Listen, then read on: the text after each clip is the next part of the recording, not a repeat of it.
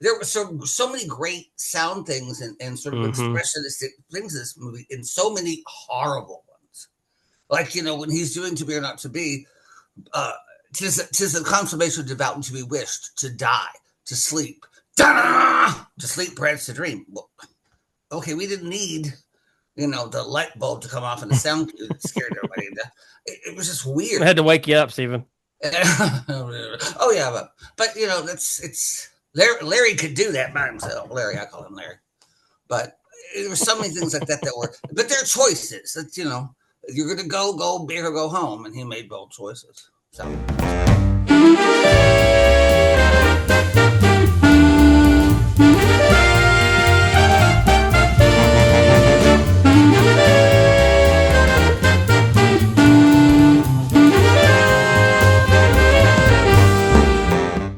Pictures are Hamlet, J. Arthur Rank, Two Cities Film, Universal International British, Johnny Belinda, Warner Brothers, The Red Shoes, J. Arthur Rank, Archer's Eagle Lion, British, The Snake Pit, 20th Century Fox, The Treasure of Sierra Madre, Warner Brothers, and the winner, Hamlet, J. Arthur Rank, Two Cities Film. Welcome back, ladies and gentlemen, to the Chicago Cinephiles podcast. I am your co-host, Daniel. Join with me, as always, is Stephen and James. Fellas, how we doing today? I'm Peachy Keen, Jelly Bean. How about you?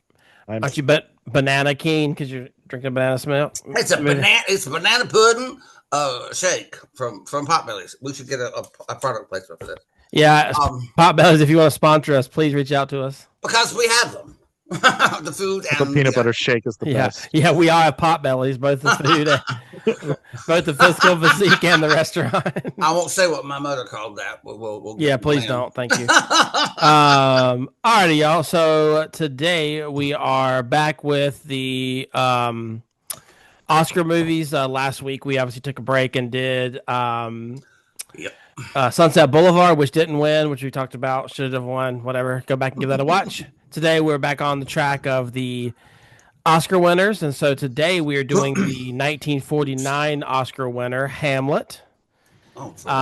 This is also episode 23. So I'm going to give a shout out. This is our Michael Jordan episode because we're Chicagoan. So got to get our Jordan episode in. Our Jordan episode, you're so cool. That being said, let's hop into the movie.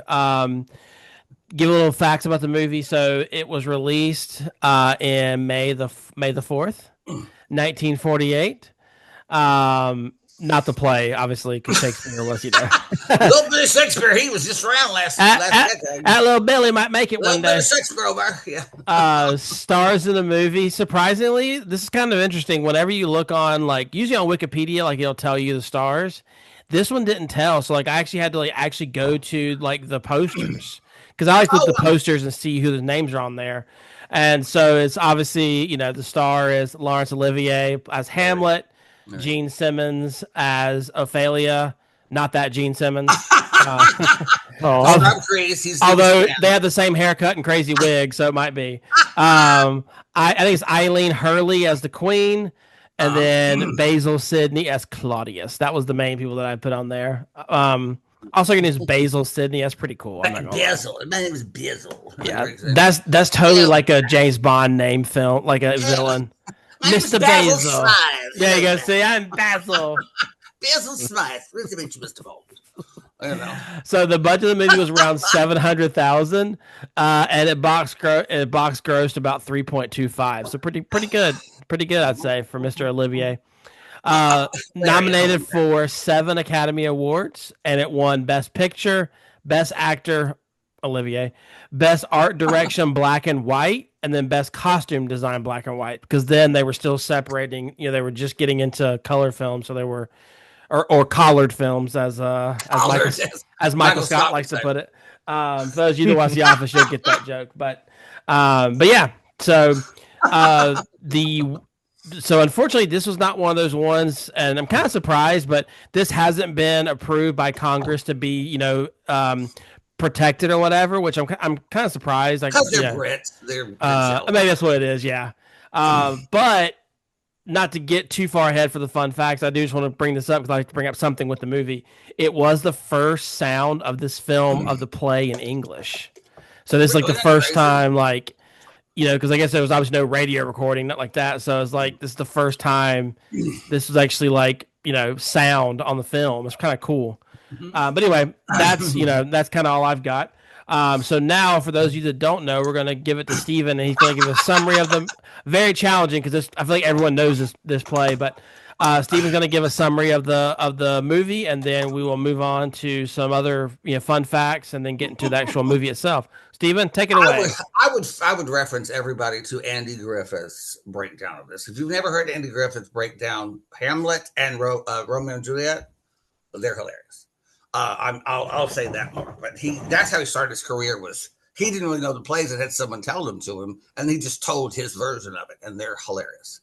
So don't listen to me, listen to Andy Griffith. If you know who Andy Griffith is, I can't stand you. That's all I gotta say. Here we go. So Laurence Olivier's 1948 film adaptation of William Shakespeare's Hamlet tells the world-famous tragical history of the Prince of Denmark through a brooding black and white framework that merges everything from German expressionism and Freudian character psychoanalysis to Oedipal urges and Orson Welles-inspired cinematography.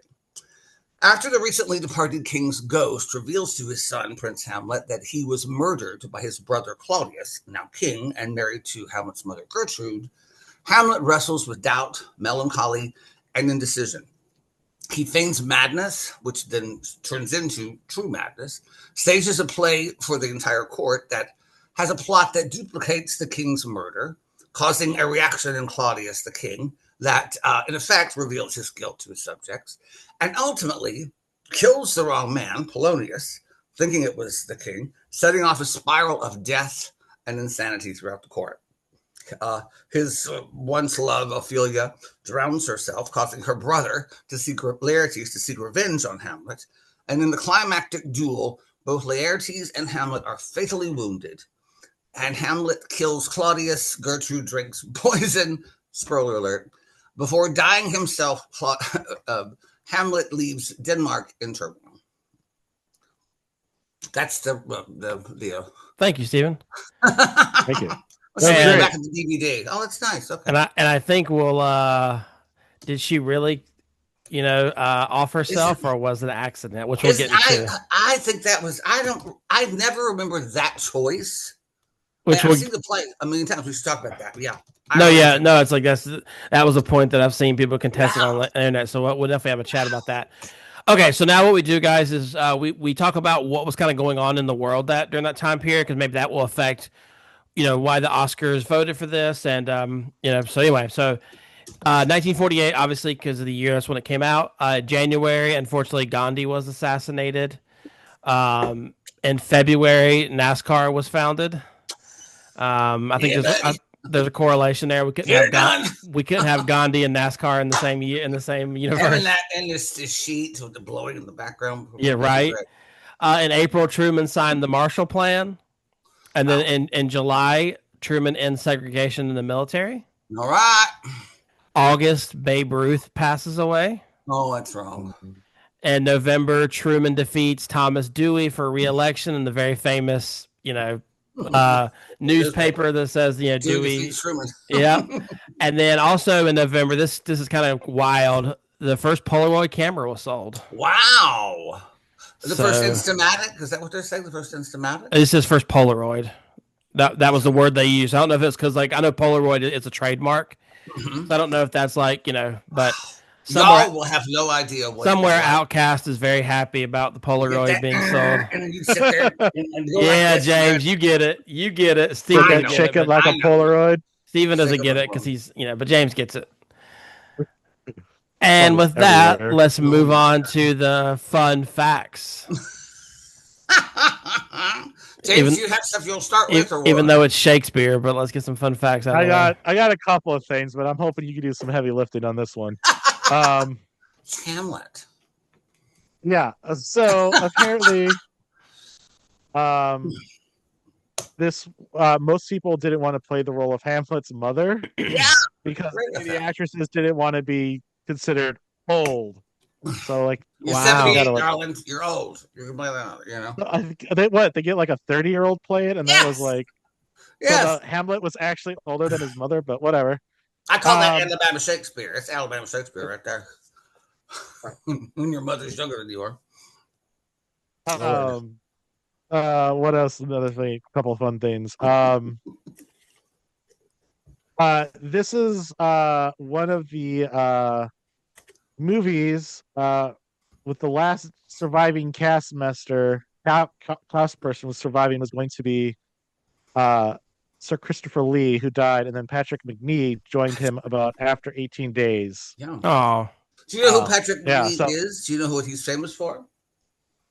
He I don't was know. in the British series the Avengers with Diana Hmm. Rigg, and Honor Blackman was in that with him. Which, I mean, really, these '60s were defined by Batman here, Avengers there. These sort of very sort of campy yet stylish shows. I mean, he was a big deal for a Yeah, long no, time. we definitely should give a shout out because it is pretty cool that Christopher Lee is actually an Oh yeah, uncredited. It's an uncredited scene as him as one of the spear guys. yeah. I tried Yeah, to look for him, but I couldn't. I couldn't didn't. find him Yeah, either. I couldn't find like I'm sure YouTube has like a way where it shows like where he actually is, but I tried to look for him. I was like, "That's Count Dooku. There he is." And I love that Ethel Barrymore criticized Laurence Olivier's performance of this, saying that her brother John was a much better Hamlet, and that he was better with the language and everything else. And then she gave out the award She for gave out the best. award. About to say like, how ironic is that? Keep your mouth shut, Ethel. I Don't because look, Ethel. when I like when I looked up the Oscar like and I saw I've never heard of Ethel Barrymore. I'm like, who the freak is this? And but that's so funny though. Like because I saw that thing too, Steven. It's funny. cracks me. And my favorite character I've seen Hamlet a billion times. I've never seen Osric played like not just a fop, but someone who's competing on RuPaul's Drag Race. I mean, that character was so gay. Like he walks into frame like, Was he the one that kept like bowing and stuff and like doing his hand? yes, Yo, gosh, yeah. I was like, oh wow. my god! And you know who that is? Peter Cushing, Star Trek. I mean, Star Wars: A New Hope. Oh, okay. I was like, oh, what? And then I read that the character is in other film versions.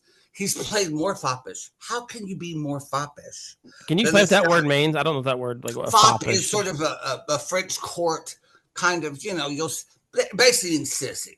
That's what it is. Okay, A gotcha. fop, When you can't say the other F word, you say When you say can't fop. when you can't say a bundle of sticks. Yeah. I gotta get a cigarette. Yeah. So Yeah, but the other thing that I was telling Daniel about this earlier, we both went nuts over the voice of the dead king of Hamlet Senior, and I'm like, that's so great. And then I'm reading Laurence Olivier. He recorded his own voice, played it back at a reduced speed, and it just is haunting. It's very scary. It's honestly my favorite part of the movie, which we'll get into later. Oh God, I mean, just great, like really good. And the other thing I learned that just made me laugh was if you're a fan of the Addams Family series from the '60s, which I am, and you love Carolyn Jones's Morticia, she also played this her twin sister that was big in the '60s in TV shows, twin sisters, named what was it called? Ophelia Frump, and the entire character's design is Ophelia in this movie. And I was like, why does this look so familiar? And there it was. I was like, yeah, that's it. With the pigtail kind of braids here. And she looked like Jethring Bodine from the Beverly Hillbillies to me. But that's what they were doing. I was like, oh, that's funny. And this is the only picture, Daniel, you probably know this, the only Best Picture nominee that year where the writing was not nominated as well. William Shakespeare got snubbed at the Oscars, which I mean, it kind of makes sense because like of course. he can't receive the award. Bill, you here, Bill? Yeah, Bill. Is there a Bill here?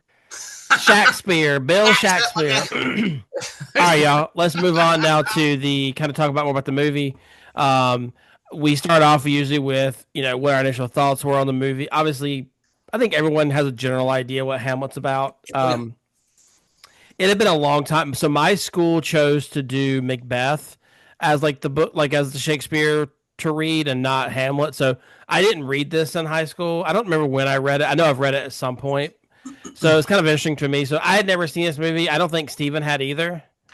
James, you had seen it, right? Or had you not seen it?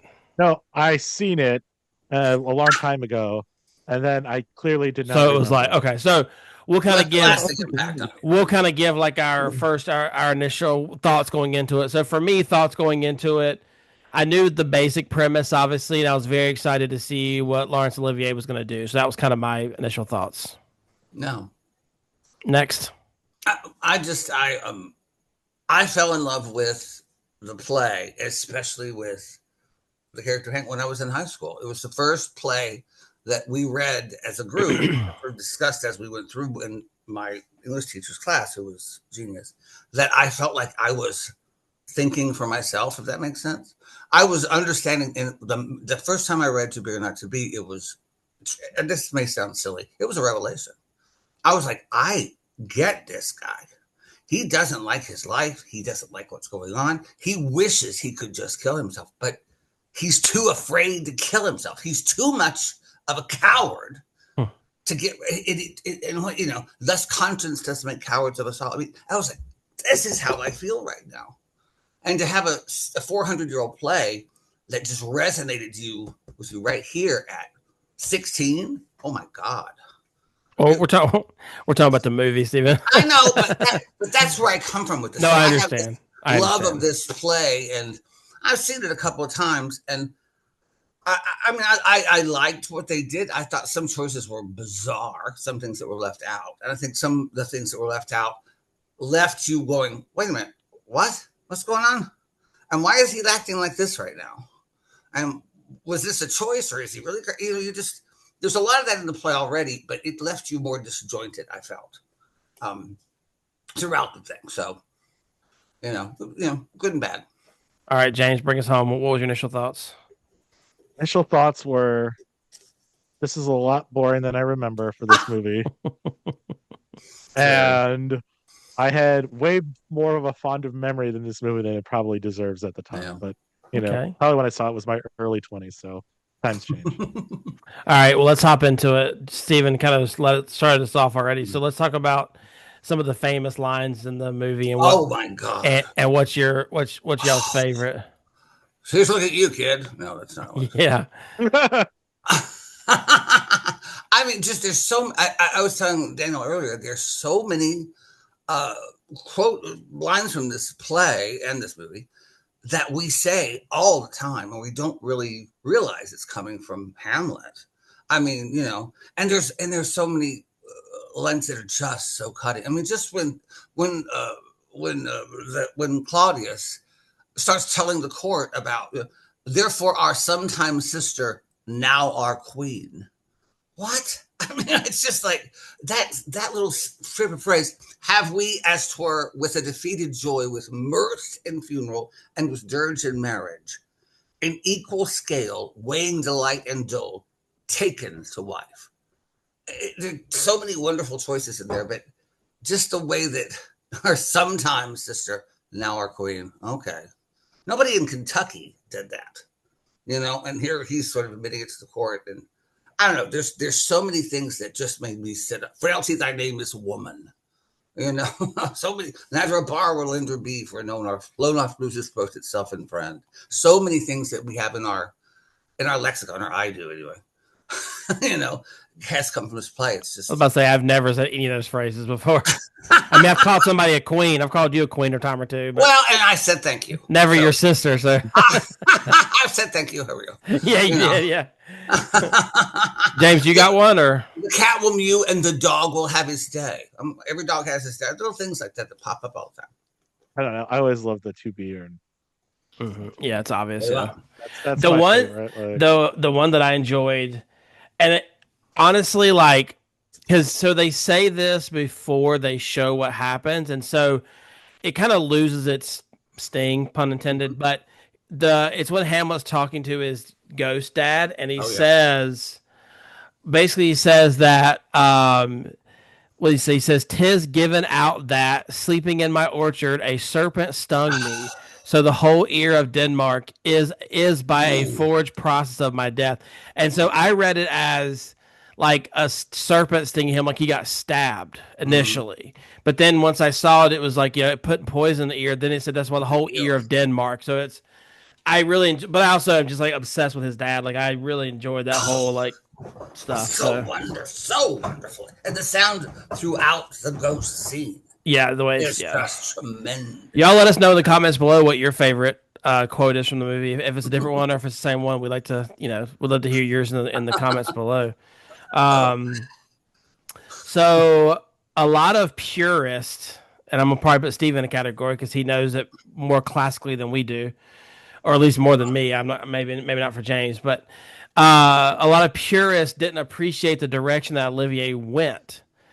Did you guys like his take on Hamlet? I'll go first because I'm the idiot of the three. I don't have an opinion on it because I don't really remember the first. Like I don't remember all the minor details. Like even Steven talks about characters being missed. I didn't miss them, so like for me, it's like to me, it's you have to do that. Like my favorite movie is Lord of the Rings, and they cut so many side characters that don't really matter, but people get all pissy feel like they do matter when they don't. Where's the orc number three? Orc number three. And so that's just my thoughts on it. But I don't have an opinion on it. I will say as you talked about earlier, the only things I questioned me was I felt that his mom and him were a little incestuous. A little, and as the token Southerner in the Stephen is too, but I can spot that a mile away. It just felt, and so I had to look it up because I couldn't remember to me, like younger me would have been like giggling or been like, ugh. And I don't remember that reaction, so I had to look it up and know like Olivier just kind of did that his own. It just felt very sensual. So anyway, that was just kind of my. Doesn't even cover it. It was a mess when they're on the bed. I thought he was going to kiss her when he pushes her down the bed. I thought he was going to kiss her. And the heartbeat to announce that the ghost is coming, but she's laying on the bed with these. Because I'm like, is this Game of Thrones or is this Hamlet? What is about? I was like, what is going on? Like they suddenly went, wow, you're really hot. It's your son, for God's sake. And the heartbeat was like, bow, chicka, bow. It was so weird. There were so many great sound things and sort of expressionistic things in this movie, and so many horrible ones. Like, when he's doing To Be or Not to Be, tis a consummation devout to be wished, to die, to sleep. Da-da! To sleep, perhaps to dream. Well, okay, we didn't need, the light bulb to come off in the sound cue that scared everybody. It was just weird. I had to wake you up, Stephen. Oh yeah, but it's Larry could do that by himself. Larry, I call him Larry. But there were so many things like that were, but they're choices. That you're gonna go big or go home, and he made bold choices. So that's what I think anyway. I don't necessarily have a problem how he portrayed it, Hamlet, but like, it is a little creepy. Like, yeah. I've seen many versions of this of Hamlet, and some of them are way bizarre and out there. Oh yeah, but I don't know. I think he did okay. Like, some of the direction I wouldn't go with, but that's like you have an actor and you do your own spin. So, yeah. No, I appreciate it. I don't think Shakespeare gives you a very easy track to play because is he really crazy? Is he acting crazy? Is he? And he changes. He's like these schisms in his personality because of so many things he's sort of a fight between his mind and his emotions. And they're causing all these things to sort of happen at different times. And it's not really clear. So you have to make big choices to sort of tell an audience or who someone's watching what's going on. And while you're doing that, you're having to talk in iambic pentameter and Elizabethan English. So, not easy at all. But I felt he was a little milquetoast for my taste. I wanted a little more. I mean, thankfully it wasn't like crazy long. Like I know it was a decent long movie, but it wasn't like 5 hours, thankfully. So like I got to give him credit for that. He did shorten it for us. Thank you. If you took out the horns, when they played the horns, it would be an hour and 50 minutes. Because so truthfully, like real talk, the first half of the movie, I was actually pretty engaged. Yeah. and then it just felt like it was dragging. Like to me, like this could have been a 60-minute episode on a TV show where he kills his uncle. Like I understood why he was doing it, and then it kept dragging, and he kept like, to me, like Ophelia almost felt like a side character. It's like like as a video game nerd, like that felt like a side quest. Like you must complete this task before you're strong enough to kill your uncle. And then you can go back and do your stuff. Yeah, you're level 2. You gotta be level 4 to kill your uncle. It's like, what? But I do want to bring this up, and obviously, like, we don't discuss politics or religion on this channel, but I do want to bring this up and if you guys want to have a discussion in the comments below, we can. I was telling Stephen about this earlier. So there's a lot of, as a Christian, the one scene where Hamlet is going to stab Claudius while he's praying, and he makes the comment basically of, kind of paraphrasing, if I kill him now, he's praying, so he's going to be in heaven, and I'm going to be tormented. So, kind of personal about myself, I am under the belief that once saved, always saved, which means that if you truly give your life to Christ, your life will change, for one. But two, if you, let's say I, become a Christian, and then as soon as I get off the phone, I die in a car crash, I'll go to heaven, even though I have unforgiven sins, technically. There's people who don't believe that. There's Pentecostals that believe if you have unforgiven sins, then you're going to die and you don't go to heaven. And so I kind of want to look more into Shakespeare. What, obviously, I assume he's probably Catholic just for the time period. But I wonder what his religious take on this would be, because that take of, oh, he's praying, he's going to go to heaven, I want him to go to hell, so I'm going to do it whenever what does he say? Like whenever he has a fit of rage or is lying in bed in sloth or something. It was just so fascinating. And if you guys want to comment on it, feel free to. If not, I don't want to put you on the spot. But it was that was a very interesting point as a Christian. That was a very interesting thing. I think in that scene, I think Hamlet meant he couldn't kill him as he was praying. That's what I took it to be. That he's praying, I can't do it. Of course, it's a great time to do it because his head is bowed and he's not looking at me. But that's what I took it as. It could go either way, because you're praying. God kills you when you're praying. It's just the comments that he said. He's like, I can't kill him now because he'll go to heaven. And if you've murdered your brother, that's a fast track to not heaven. I'm just going to go ahead and say that. Yeah, absolutely. Cain and Abel, you know what I mean? Go get that mark on your forehead, buddy. Watch out. I don't know if I wasn't paying attention enough, but I always just thought that you don't stab a man in the back when he's doing something. Like it's Shakespeare. Everything's fair game. John Wayne. No, I know. So I was like, that was my thought. I was like, oh, he didn't want to stab a man in the back because he doesn't want to give him. But it is kind of awkward too. Like imagine his uncle looking up, like, what do you do? Like you don't feel him over you for 30 seconds. He's having like a mental breakdown. Yeah. Like your peripherals, like where's your spidey senses, bro? Like where are we at right now? He was passing that little door and he saw the king praying. I felt like I was hearing Creed go, "Oh, that was a freebie." He's gonna go and kill it. Oh wow, I can kill him now. Perfect. I'm gonna poke a hole in Shakespeare. Why doesn't the king not have guards? Like doesn't the king not have doors? There's a door. Yeah. There's no doors anywhere. They can build a circular staircase. And they were medieval doors. I don't think they had WD-40. It doesn't fit the aesthetic. Who cares? There's no door. I mean, I was just going crazy about the door. And then, of course, there's no doors. And then, of course, there's two curtains over archways. Oh, nobody's going to be hiding back there. I was just like, what is going on? No, that is funny. I didn't think about the guards not. Oh yeah, but it could be. But it could be because the guards aren't there because they're like the family chambers. So maybe they're like supposed to be like outside the door, which is not there, obviously, but like they're outside the curtain or the archway. Like I don't know. That is true, though. It's a good point. When you look at their bedroom, there's no what? I mean, what is going on here? It's just so strange. No, that's true. That's funny. I didn't see a door at the very end. They're taking the body out, and there was a door in the background. Like, of course, there's a door.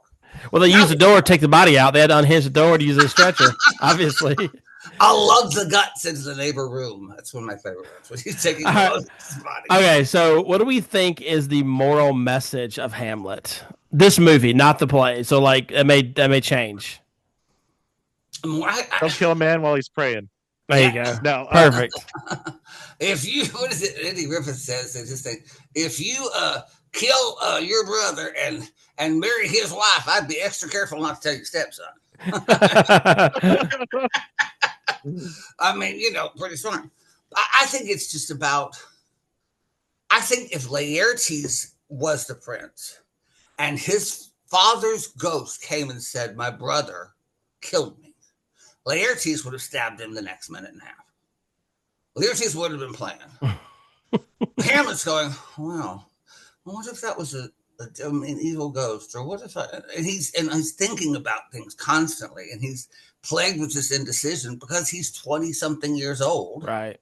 That's what there's a line from I think right after he right before the ghost comes, right after it's after the ghost comes. And he has this great line. And I was like, oh my God, he sounds like every 20-something, what he says, something about spite that I was ever born to make it right. God, I have so many problems in my life. He sounded like an emo teenager. Yeah, it's exactly it. I was like, this is a 20-something guy who's now finally on his own and making decisions. And when you're in your 20s, everything is the end of the world.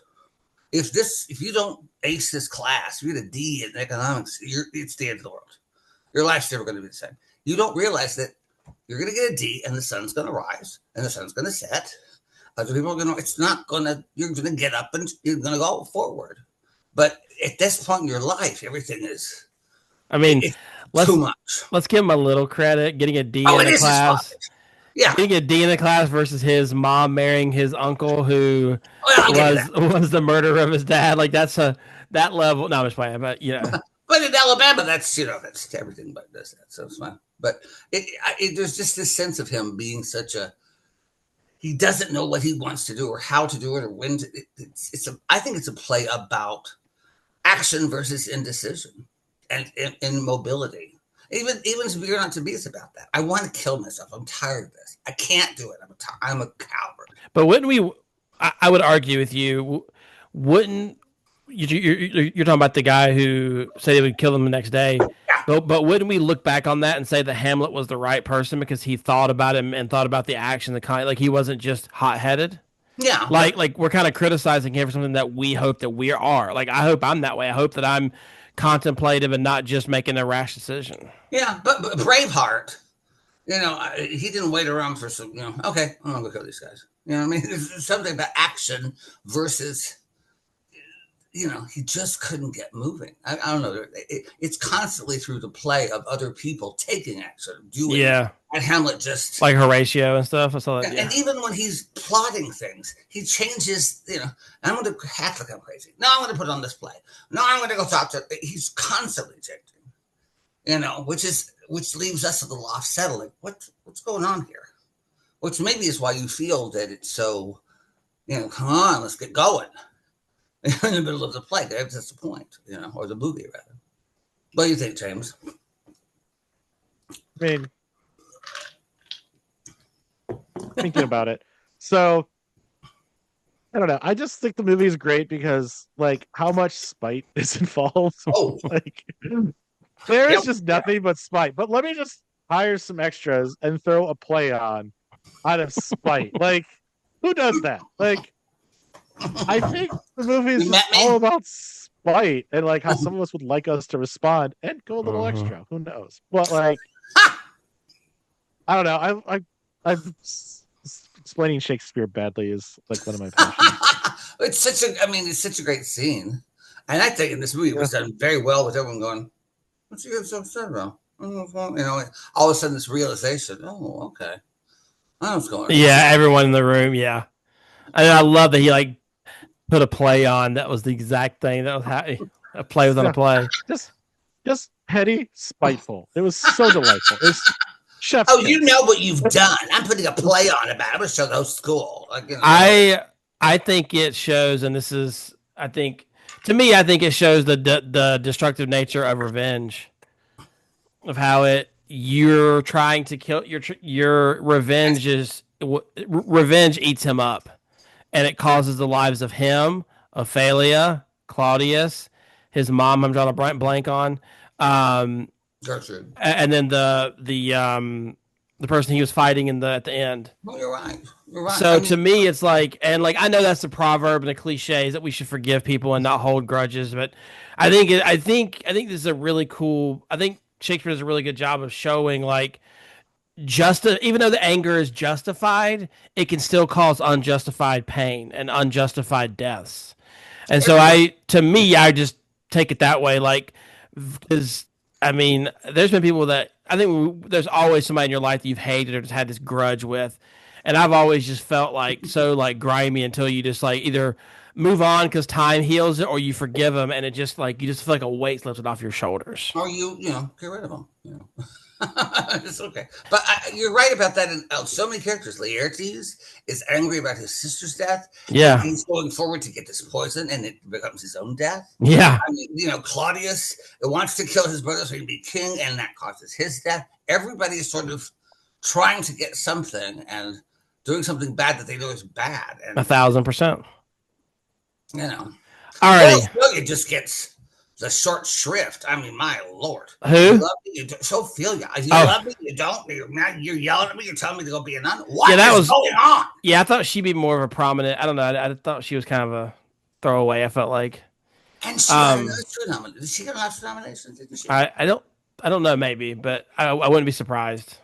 Alrighty. This next section is probably for me and James. Oh Lord! As a '90s kid, I can't help but see the similarity between Hamlet and The Lion King. It's so there. It's so there. And like, I mean, James, do you see it? I totally like halfway through it. I was like, "This is The Lion King." I mean, a lot of movies are based off of Shakespeare's plays, but yeah, I know, but still, but it's like West Side Story. Anyone? Oh no, it is like The Lion King. Like it's amazing. Like, it's so much like it. Like it's like to sit there and like no, I guess I mean, obviously, like Simba doesn't try to. Laurence Olivier cut Timon and Pumbaa. Why did he cut Timon and Pumbaa? That's so upsetting. They didn't get to sing their song. But yeah, no, I don't know. I just thought that was a funny little excerpt. I really appreciate that because I love '90s. Obviously, like '90s Disney is what I grew up on. If we were born in the '70s, we can't see '90s movies. The Lion King. It was just a fantastic. It's a fantastic movie, but it's also like I had never thought about it before because I never put two and two together. So this is another reason why I love doing these movies that we watch is that it makes you think about. And obviously, like James said, there's. He's been in thousands of movies have been adapted to his, but like it was just kind of cool to sort of see it like the Disney take on it. And I'm sure there's other Disney takes on it as well. No, I think it's a great comparison. Like it's one of the stronger films because Scar literally kills Mufasa. Yeah, it's very cool. Me when I was 5 or 6 or whenever that movie came out. Oh my god. Devastated me. That wildebeest scene. Okay, so what and I don't think this is a controversial topic, but if it is, please share it with me. Why do we think that Hamlet is considered one of the best plays in history? I would just say because of To Be or Not to Be. I mean, there's so many. His father dies. He comes back home, and his mother's very to her. Stephen, tell the story. I know you told it last week, but tell it again. I think this sums it up perfectly. Why I think it's the greatest play. So I'm one of the 4 Americans who saw the Mel Gibson Hamlet. I went to the theater and I was in the theater and there were these 2 women in front of me and was some friend.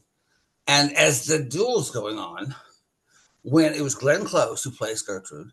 And she does that thing, I want to drink to my son Hamlet, whatever. And as she's putting the goblet to her lips, this woman went, "Oh my God, she's going to drink the poison!" Like screamed it out loud. And I thought, this has been happening since 1601. And it's still causing people to go, "What the hell's going on?" She was freaking out. And I thought, okay, agreed. Still working. It still works, sister. Every one of the groundlings was like, "Why are you to stop it? Stop! Don't drink the poison!" Like every one of the groundlings, and it's still working. It's still doing it. That's just. It was like, wow, this still has power. It's this really hits you where you live. What do y'all think? I think it's a great like base. Like it's a great script to base stuff, and then like people do their own turns on it. So that's probably why it's always timeless. Like One of my favorite versions of seeing Hamlet was on the north side. I went to the North Corn Conservatory and saw Bat Hamlet.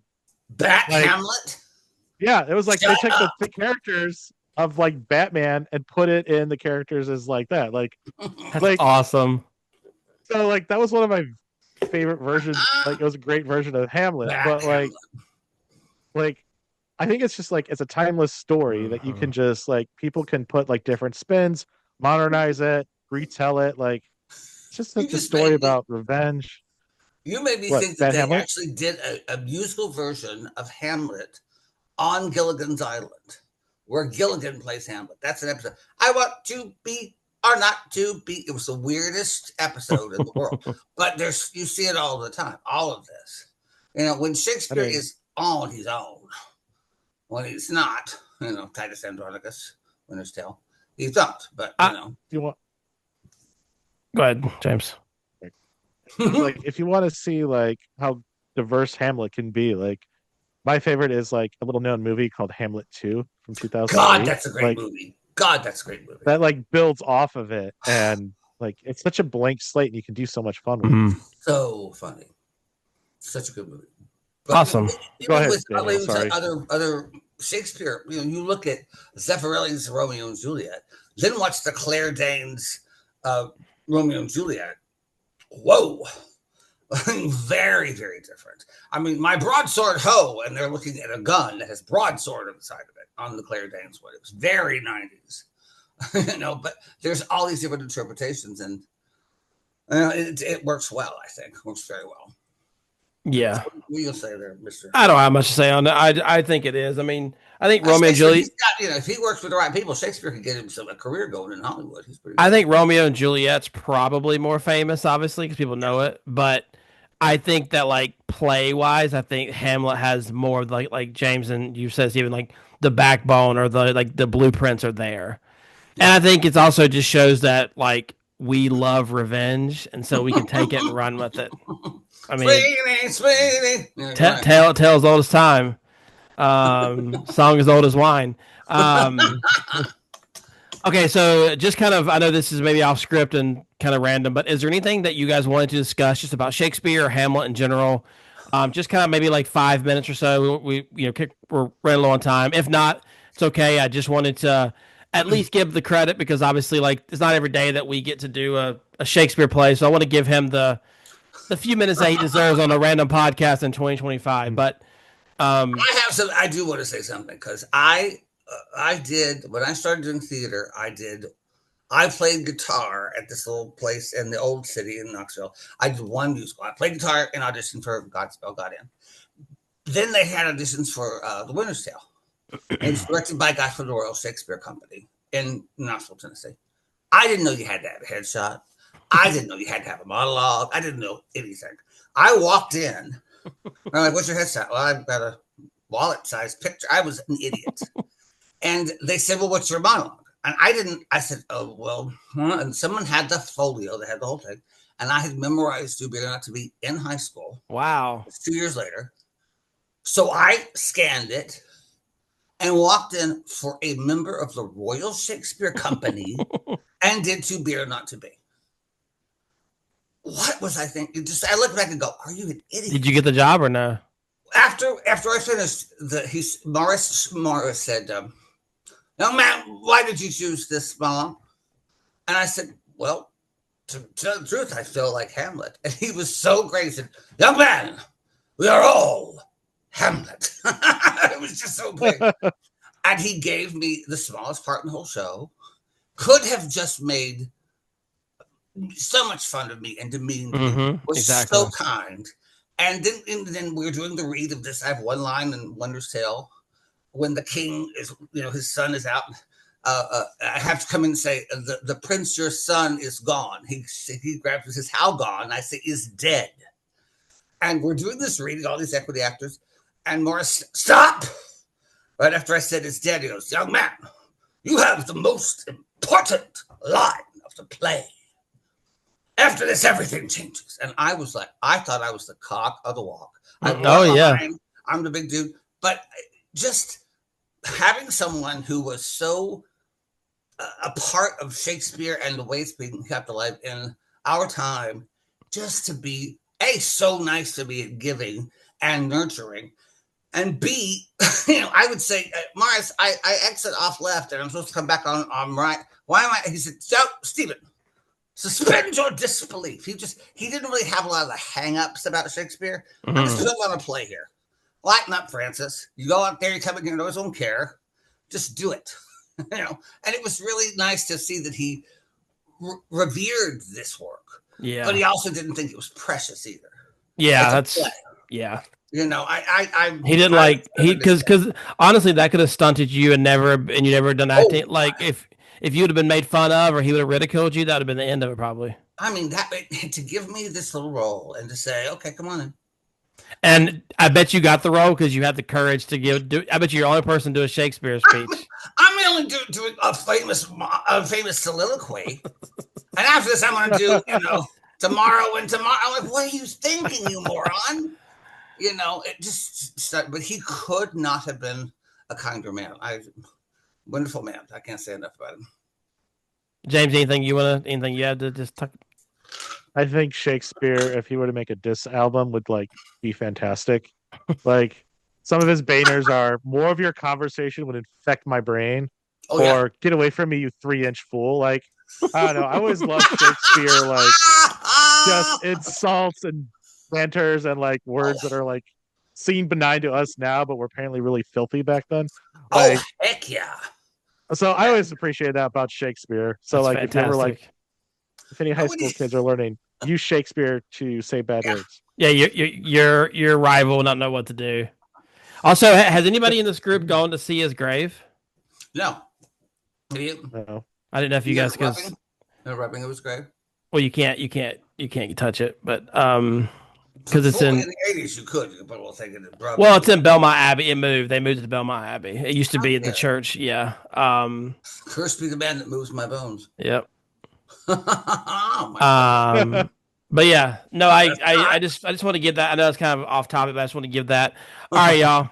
Now we're going to talk about should it have won. Let's go over the nominees for that month or that year. Excuse me. So Hamlet, according to IMDb, got a 7.5. Johnny Belinda got a 7.7. The Red Shoes got a 8.1. The Snake Pit got a 7.6. And the Treasure of the Sierra Madre got an 8.2. The Snake Pit. Should it have won? Yay or nay? I think the Treasure of the Sierra Madre should have won. I think that is a superior film. Yeah. Although I think it's so good. If you want to see a movie, go see that from this year because that is such a great film. Me and Steven actually watched that in person together because we were doing we were doing a bogey, we were trying to catch up on some bogeys that we hadn't seen. So one day I just called him over and we watched it. And it's so funny because he's usually the leading man, the Rick, the suave, and he's just dirt trap. He's like a cunning snake, and I mean it's a really interesting role. It's kind of like when Henry Fonda plays the bad guy in Once Upon a Time in the West. Henry Fonda is always the good guy, but he is terrifying as the villain in Once Upon a Time in the West. Mm-hmm. So what's funny about Bogey is that he started out playing the heavies, then was a leading man, and then he goes back into Sierra Madre, and he says, "I'm a real son of a whatever in this, but you're gonna love it." He really relished going back into that kind of role, and just probably. So I understand it completely. So you would vote Treasure of the Sierra Madre? I would. Oh yeah, 100%. Steven, although I did love the sets, but you're going that route too. I would. I mean, I like Johnny Belinda, but I'm not going to go crazy about it. And I really like Sorry, Wrong Number, because I just want to be a woman who sits in a bed all day and doesn't do anything. But isn't that what you normally do? Thank you. I'm not getting paid for it as much as I used to, though. So it's I think hands down, it's such a great film. This was well done, and this aspired. But I think there were a lot of political things going on at this ceremony, with certain awards going to certain people at certain times. So I think everybody expected who did they expect to win Best Director, and then they did. Oh, John Huston won Best Director. So I thought they were thinking Laurence Olivier was going to win for this, And then Best Picture would be Treasure of the Sierra Madre, but it flipped. So, the Oscars, they're tricky. They really are. All right, so I think I understand why they gave it to them, because this is the first time it was on film. Yeah. Like, I got to give them that they had to know in the moment, this is special. This is Laurence Olivier. This is special. And I'm going to tell you, he did a fantastic. I thought he deserved the Oscar. Like, say what you want to say about the movie, but I mean, he was the only reason I was able to stay as attentive as I was, and even that was challenging at times.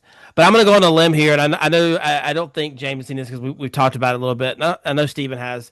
I'm going to go with a Hitchcock movie called Rope, which is actually a Chicago-based movie. Connection. See that one. Jimmy Stewart, fantastic. Jimmy Stewart is basically the detective. It's about two rich kids kill another kid because they can, and they want to see if they can get away with it. And so they put his body in like a trunk, or like a treasure chest, basically, and then they use that treasure chest to serve dinner and have a party on, and they invite people over while the dead body's literally like an inch underneath the food, like the food and everything. It's how else can you give a decent brunch? I mean, you have to. It is fantastic, and it's in Technicolor too, which is kind of interesting. But it's so good, and the set is beautiful. Like their entire living room has all windows. It's like a penthouse, and like it is just fantastic. So I'm going to recommend that too, and recommend this Treasure of Sierra Madre as well. Those are both fantastic. And obviously, I think if you're a fan of movies, you need to see this so you can appreciate Laurence Olivier.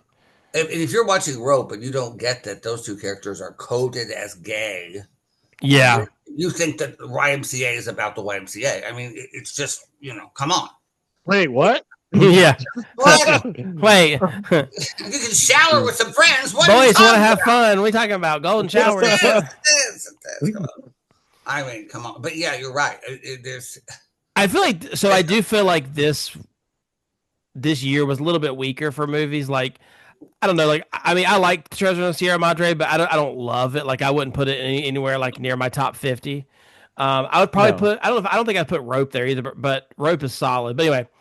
Let us know in the comments, guys, what you think. What would you have nominated? Would you guys have picked Hamlet? Would you guys have picked Red Shoes, as Stephen told me earlier? The Red Shoes. I never saw the Red Shoes. Never heard of it. The Treasure of the Sierra Madre, Rope. Let us know what you think below in the comments.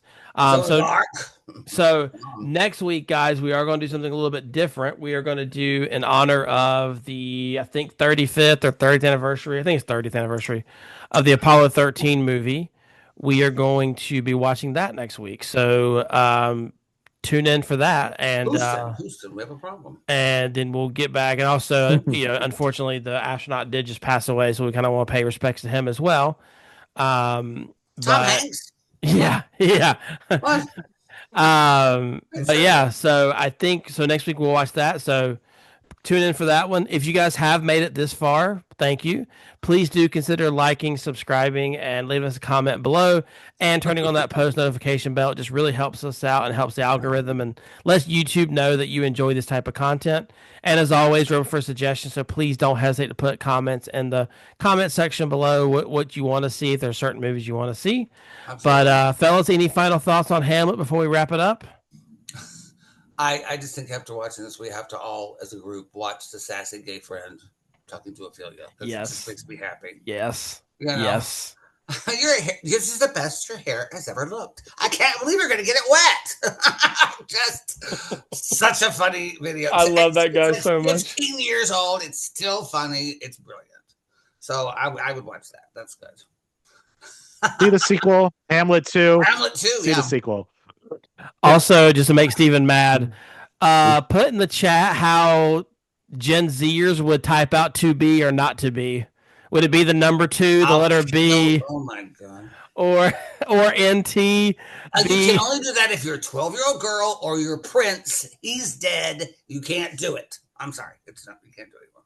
We're not going to age check you, so please, if you feel like you're a 12-year-old girl, do it.